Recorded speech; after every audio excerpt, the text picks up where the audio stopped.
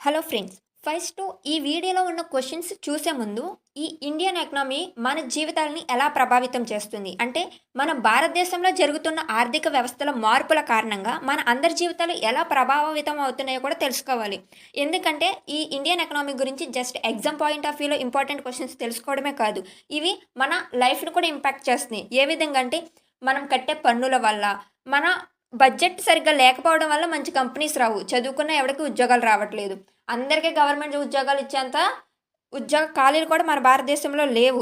అంటే దీనివల్ల నిరుద్యోగం వల్ల పేదరికం.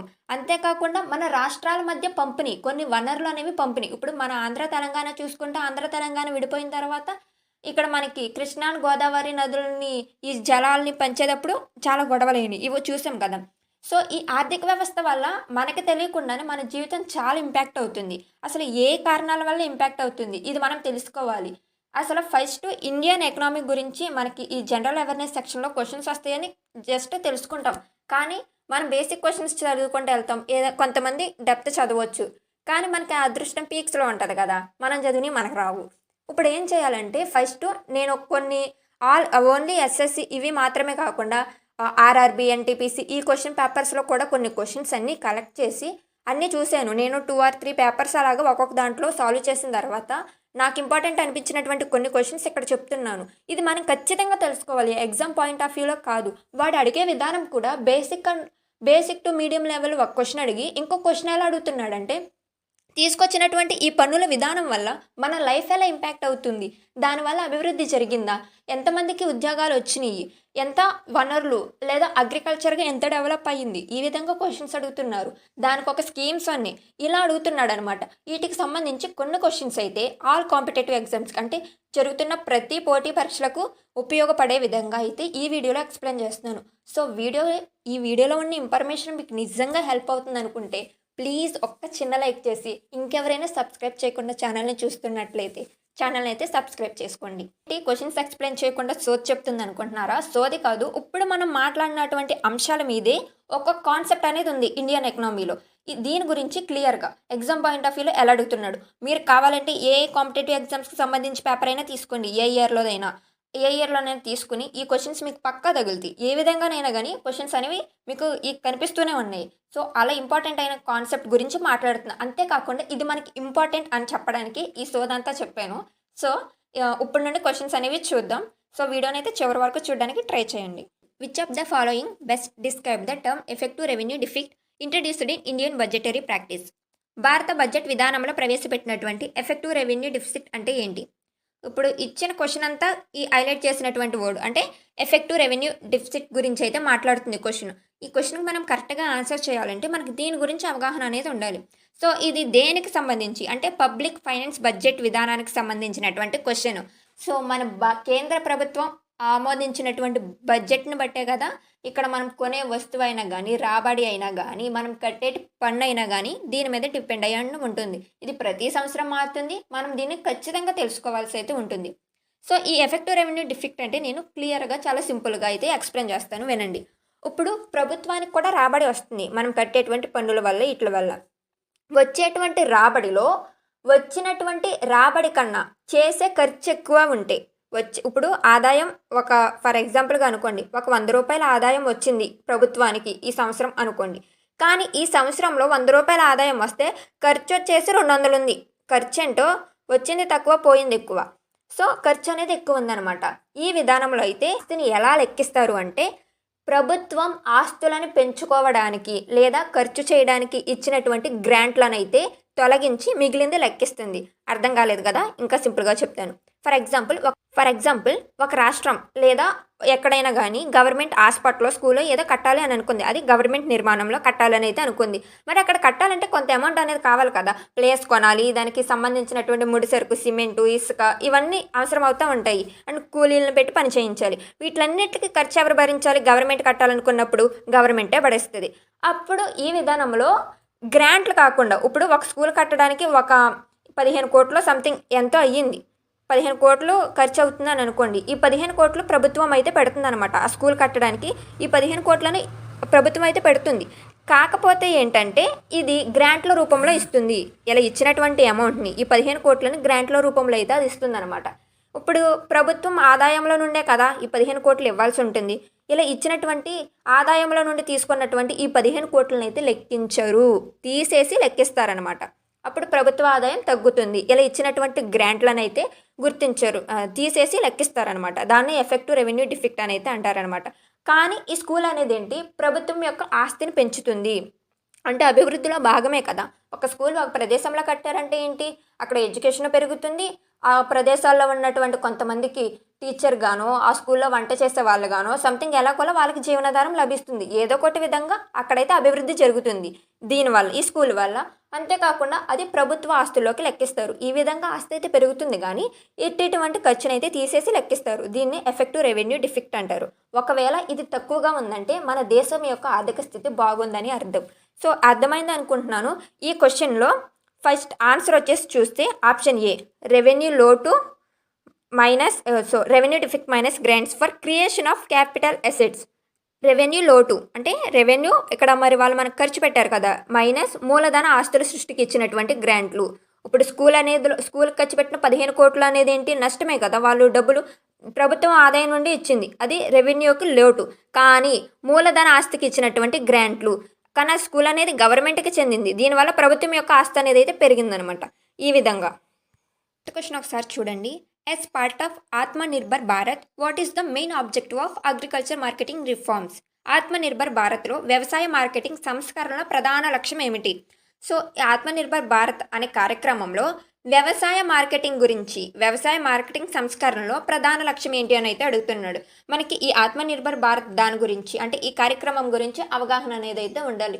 దీన్ని ఎక్కువగా అంటే మనకు కోవిడ్-19 వచ్చిన తర్వాత, కరోనా తర్వాత ఏంటంటే మన భారతదేశంలో ఆర్థిక స్థితిని అనేది ఇంకా పెంచడానికి అంటే మన భారతదేశంలో కొన్ని వస్తువులకి వేరే దేశం మీద ఆధారపడకుండా అంటే వేరే దేశం నుండి దిగుమతి చేసుకోకుండా మనం మన అంతటకు మన భారతదేశంలో మ్యానుఫ్యాక్చర్‌ని ఇంకా ఇంప్లిమెంట్ చేయాలని, ఇంకా ప్రోత్సహించాలన్నది ఈ కార్యక్రమంలో చెప్తుంది. ఇంక అంతేకాకుండా జనాభా, టెక్నాలజీ, అంతేకాకుండా డిమాండ్ వీటిలన్నిటిని బేస్ చేసుకుని ఉంది. బట్ ఇక్కడ ఏంటి మనకి వ్యవసాయం గురించి అడుగుతున్నాడు కాబట్టి దీని గురించి అయితే మాట్లాడతాం. సో, ఈ స్కీమ్ వల్ల అంటే ఈ కార్యక్రమం వల్ల ఏం జరిగింది అనంటే రైతులు మధ్యవర్తి లేకుండా తమ వస్తువుల్ని నేరుగా ప్రజలకైతే అమ్ముకోవచ్చు. మధ్యవర్తులు లేకుండా. ఇప్పుడు ఫర్ ఎగ్జాంపుల్ ఏంటి? ఇప్పుడు మనం ఏదైనా వస్తువు కావాలంటే ఈ షాప్ దగ్గరకో, కూరగాయలు కావాలంటే కూరగాయల మార్కెట్ దగ్గరికి వెళ్తాం.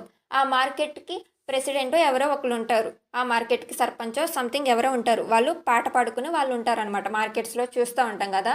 ఈ మార్కెట్ యార్డ్‌కి ఈయన ఓనరు అని అలా మాట్లాడతారు. ఇక్కడికి వచ్చేంత సరుకంతా రైతుల దగ్గర వాళ్ళు కొని, వాళ్ళు రేట్లు నిర్ణయించి, వాళ్ళు ప్రజలకు అమ్మేవాళ్ళు మార్కెట్ యార్డర్స్. బట్ వాళ్ళకి లాభం వచ్చేది. రైతు మాత్రం నష్టపోయేవాడు. కానీ ఇప్పుడు దీనివల్ల ఏమైందంటే రైతు కష్టపడి పండించిన విధానానికి రైతే ధర అనేది నియమించుకుని దానికి సంబంధించినటువంటి ఆ వస్తువుకి కానీ ధర అనేది రైతే నిర్ణయించుకుని నేరుగా ప్రజలకైతే అమ్ముకోవచ్చు. ఈ ఆత్మనిర్భర్ భారత్ కార్యక్రమం ఇది చెప్తుందనమాట. ఇక్కడ వ్యవసాయంలో ప్రధాన లక్ష్యం వచ్చేసి so option B to allow farmers to sell directly to buyers, breaking APMC monopoly. అంటే ఏకస్వామ్యాన్ని తొలగించి రైతులు నేరుగా కొనుగోలుదారులకు అమ్ముకునేలా చేసింది. నెక్స్ట్ క్వశ్చన్ చూడండి. What is the merchant discount rate MDR in digital payments? Digital చెల్లింపులో మర్చెంట్ డిస్కౌంట్ రేట్ అంటే ఏంటి? సో దీని గురించి మనం తెలుసుకోవాల్సి ఉంటుంది. ఇప్పుడు అసలు ఏంటి ఎండిఆర్, ఈ మర్చెంట్ డిస్కౌంట్ రేట్ అంటే ఏంటి అనేది క్లియర్గా చెప్తాను. ఇప్పుడు మనం ఫోన్పే ద్వారానో గూగుల్ పే ద్వారానో మనీ అనేది ఒక షాప్కి వెళ్ళినప్పుడు లేదంటే ఎక్కడైనా కొట్టు దగ్గరికి వెళ్ళినప్పుడు వాళ్ళకి మనం డబ్బుని ఈ డిజిటల్ పేమెంట్ ద్వారా చెల్లించినప్పుడు స్కాన్ చేసో లేకపోతే డైరెక్ట్గా వాళ్ళకి డబ్బు అనేది డిజిటల్గా చేతికిచ్చి కాదు డిజిటల్గా అయితే చెల్లించినప్పుడు ఆ షాప్ ఓనర్ ఉంటాడు కదా, ఆ షాప్ ఓనర్ అయితే కొంత అమౌంట్ని అయితే ఆడు యూజ్ చేసినటువంటి డిజిటల్ సర్వీస్కి అయితే చెల్లించాల్సి ఉంటుంది. ఇప్పుడు క్లియర్గా చెప్పుకోవాలంటే ఇంకా సింపుల్గా ఇప్పుడు నేను ఒక బట్టల షాప్కి వెళ్ళాను అనుకోండి, ఒక 1,000 రూపాయల డ్రెస్ ఏదో కనుక్కున్నాను, నాకు నచ్చి ఒక 1,000 రూపాయల డ్రెస్ ఏదో తీసుకున్నాను. ఆ 1,000 రూపాయలని నేను నా క్రెడిట్ ద్వారా చెల్లించాను. క్రెడిటో లేకపోతే ఫోన్పేనో గూగుల్ పే జస్ట్ ఏదన్నా అనుకోండి, జస్ట్ ఆన్లైన్ ద్వారా చెల్లించాను చేతికి డబ్బులు ఇవ్వకుండా. ఇప్పుడు ఆ షాప్కి చెల్లించినటువంటి బ్యాంక్ ఓనర్ ఉంటాడు కదా, తీసుకున్న షాప్ కీపర్ ఉంటాడు కదా, అతనికి ఎండిఆర్ వచ్చేసి ఈ ఎండిఆర్ అనేది కస్టమర్స్ చెల్లించరు. ఒక ఇంపార్టెంట్ పాయింట్ గుర్తుపెట్టుకోండి. ఎండిఆర్ అనేది మనం డైరెక్టర్‌గా కట్టము. కస్టమర్లు, షాప్ ఓనర్సే పే చేస్తారనమాట. సో, ఆ ఎండిఆర్ అనేది ఆ షాప్ ఓనర్‌కి 2% ఉందనుకోండి. 2% ఉంటే ఈ 1000లో 2% ఎంత? 2% ఎంత? 20 రూపీస్ కదా! అంటే షాప్ ఓనర్ రూ. 980 తీసుకొని, ఈ రూ. 20 మాత్రం ఇప్పుడు నేను ఫోన్‌పే ద్వారా కట్టాననుకో, ఆ ఫోన్‌పేకి ఈ రూ. 20 చెల్లిస్తాడనమాట. ఇది ఎండిఆర్ అంటే. ఈ ఎండిఆర్ అనేది ఆర్‌బీఐ రూల్ ప్రకారం బ్యాంక్‌కి చెల్లిస్తే 0 ఉంటుంది. ఇప్పుడు చిన్న వ్యాపారులను ఇంకా ప్రోత్సహించడానికి 2000 లోపు తక్కువ ఉంటే ఈ ఎండిఆర్ అనేది 0 చేస్తున్నారు. And RuPay, debit card, credits card వీటికైతే 1% నుండి 0.25% నుండి 3% వరకు వ్యారీ అవుతూ ఉంటుందన్నమాట. చూడండి, which of the following is not a pillar of the make in India initiative. Make in India కార్యక్రమంలో స్తంభం కానిది ఏది? ఆన్సర్ వచ్చేసి పరిశ్రమలు, నేషనలైజేషన్ ఆఫ్ ఇండస్ట్రీస్, పరిశ్రమల జాతీకరణ. అసలు ఫస్ట్ మీకు ఇది ఎక్స్ప్లెయిన్ చేస్తాను. మేక్ ఇన్ ఇండియా ఇనిషియేటివ్ యొక్క మెయిన్ మోటివ్ ఏంటో అనేది తెలుసుకుంటే ఈ ఆప్షన్ డి అనేది అని ఇది కాదు అనేది అయితే ఆన్సర్ అని మనకు తెలుస్తుంది. ఈ మేక్ ఇన్ ఇండియా ఇనిషియేటివ్ ఏంటి అని అంటే ఇది 2014లో అయితే ప్రారంభమైంది. మన భారతదేశంలో తయారీ రంగాన్ని అంటే మ్యానుఫ్యాక్చర్ సెక్టర్ని అయితే ప్రోత్సహించడానికి ఈ ఇనిషియేటివ్ని అయితే తీసుకొచ్చారనమాట. అంటే విదేశీ మరియు మన దేశంలో కూడా దొరికేటువంటి వస్తువులని మన భారతదేశంలోనే తయారు చేసేటువంటి కేంద్రాలు అంటే మ్యానుఫ్యాక్చరింగ్ ఫ్యాక్టరీస్ అనమాట. సో దీనివల్ల ఏంటంటే విదేశీ వస్తువులను మన భారతదేశంలో తయారు చేస్తే విదేశీల్లో ఉన్నటువంటి కొంతమంది బిజినెస్లు వాళ్ళ పెట్టుబడులు మన భారతదేశంలో పెడతారు.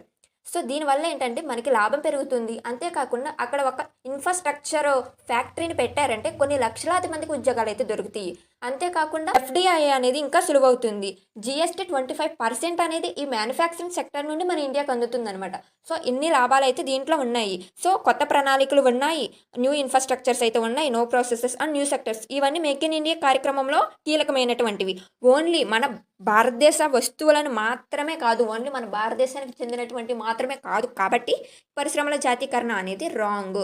సో క్వెషన్ నాట్ అని అడిగాడు. సో క్వెషన్‌లో ఏం అడిగారో దాన్ని చూసి అయితే ఆన్సర్ చేయాలండి. చూడండి, what is the primary purpose of the insolvency and bankruptcy code IBC 2016? Insolvency and bankruptcy code IBC 2016 యొక్క ప్రధాన ఉద్దేశం ఏమిటి? సో దీని గురించి మాట్లాడాలంటే బిఫోర్ ఐబీసీ అసలు ఈ బ్యాంక్రఫ్ట్ ఈ కోడ్ ఉంది కదా, insolvency and bankruptcy code IBC అని మాట్లాడుతుంది కదా, ఈ కోడ్ రాకముందు అంటే 2016కు ముందు అంటే 2016కు ముందు మాట్లాడుకుంటే ఈ మాట వినే ఉంటారు. ఈ కొన్ని కంపెనీలు పెట్టుబడులు పెట్టారు, వాళ్ళంటూ దివాలా తీసేశారు అని. ఈ మాట వినే ఉంటాం కదా ఎక్కడొకటి, అట్లీస్ట్ మూవీస్‌లోనన్నా వినుంటాం. దివాలా తీసేశారు పలానా కంపెనీ అని. ఇలా చేయడం వల్ల ఏంటంటే, ఆ కంపెనీలో పెట్టినటువంటి ఇన్వెస్టర్స్ ఉంటారు, లేకపోతే ఎవరైతే ప్రజలు వాళ్ళ డబ్బుని దాంట్లో పెట్టారో వాళ్ళందరూ నష్టపోతారు కదా!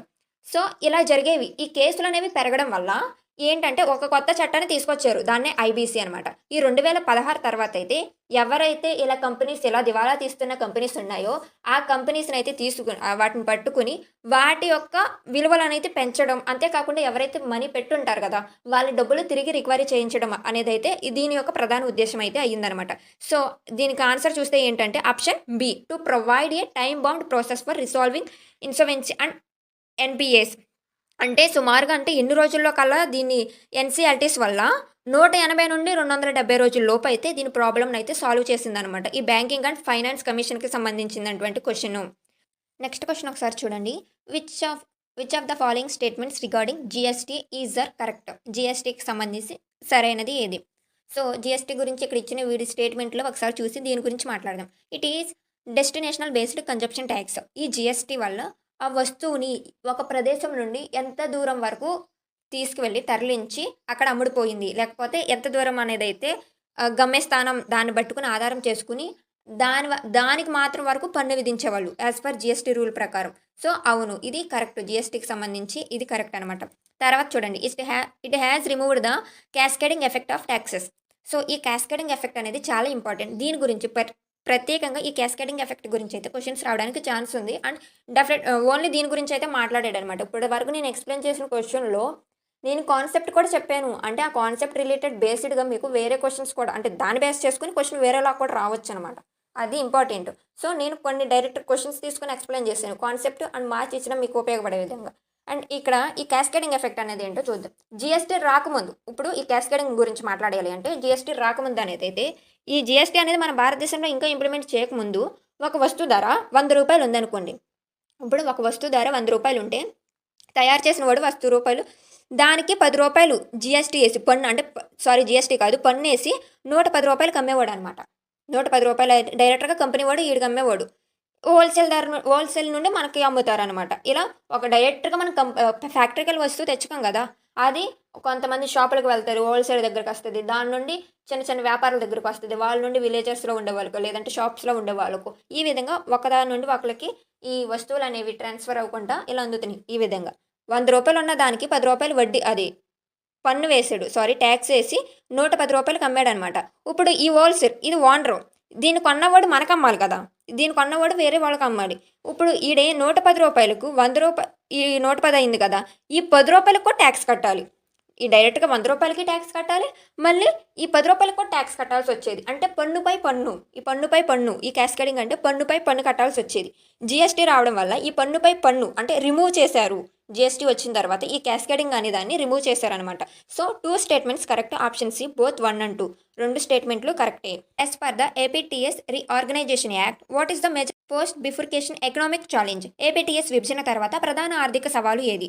సో ఏపీటీఎస్ అండ్ మనం ఆంధ్ర, తెలంగాణ 2014లో అయితే వేరు వేరు రాష్ట్రాలుగా విడిపోయారు. అంతకుముందు ఏపీ, తెలంగాణ ఒకటే ఉండేది. వీటిలన్నిటికి కలిపి హైదరాబాద్ అయితే రాజధానిగా ఉండేదనమాట.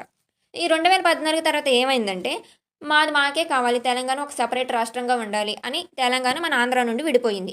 ఈ సమయంలో అయితే ఏమైంది అనంటే, ఈ ఆంధ్రప్రదేశ్‌లో ఉన్నటువంటి కొన్ని ప్రాంతాల కన్నా హైదరాబాదే ఎక్కువ డెవలప్డ్‌గా అయితే ఉంది. అంతేకాకుండా ఈ గోదావరి అండ్ కృష్ణ వీటి యొక్క జలాలు అంటే మన ఆంధ్రప్రదేశ్ అయినా గానీ, తెలంగాణలో అయినా గానీ వ్యవసాయం అనేది మనకి ప్రాణాధారం. ఈ వ్యవసాయాన్ని బేస్ చేసుకొని ఎక్కువగా ఇక్కడ జీవనం అనేది సాగుతుంది. వ్యవసాయం కొనసాగాలంటే మనకి వాటర్ కూడా కావాలి. ఈ వాటర్స్‌కి మనకు ప్రధాన రిసోర్సెస్ ఏంటి?